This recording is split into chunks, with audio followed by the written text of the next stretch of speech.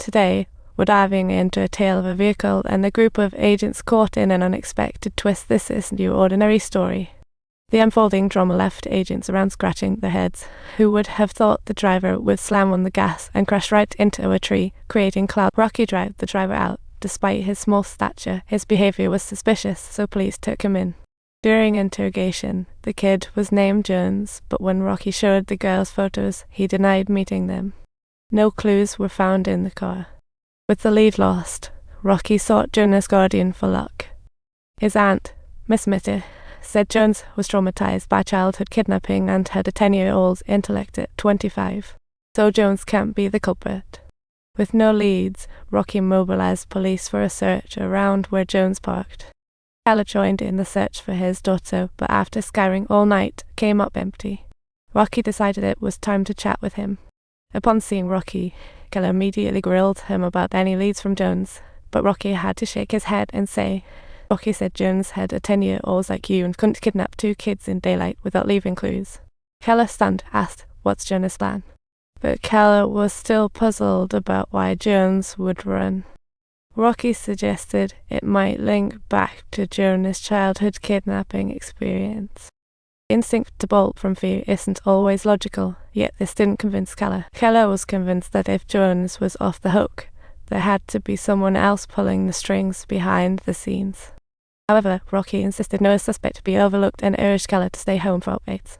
Before leaving, Keller made it clear, no matter what, Jones couldn't be let go until his daughter was found. Though Rocky mentioned the legal hold was only 48 hours, Keller stubbornly insisted that Jones must be kept. This was about the lives of 2 kids, and Rocky quietly empathized with Keller, nodding in agreement. Yet the sheriff gave him a stern lecture, reminding him that police must respect the law above all. Left with no choice, Rocky departed and began canvassing the area where the 2 girls vanished. From supermarkets to restaurants, but when he hit the priest's place, no one answered. Rocky peered through the window. Turns out the priest was face down on the floor. Rocky kicked the door open, only to find the priest had just overindulged. Rocky began searching the priest's place and stumbled upon signs that the refrigerator had been moved. Pushing it aside, he uncovered a hidden door behind the fridge. Gathering his courage, Rocky opened the door to pitch darkness. Feeling around, he flicked on the light and saw it was empty, and then he started exploring with his flashlight. The basement was huge and looked like it hadn't seen life in ages. Suddenly, Rocky noticed something on the floor, and upon closer inspection, it turned out to be a corpse. That made him crouch and take a closer look. Judging by the state of the body, it had been there for quite a while. Rocky took the priest back to the station for further question. The priest claimed he came for confession, but after questioning, Rocky couldn't get any leads out of him. He could only recall that the kids were taken during the day, sometimes more than one at a time. This left Rocky in a state of despair.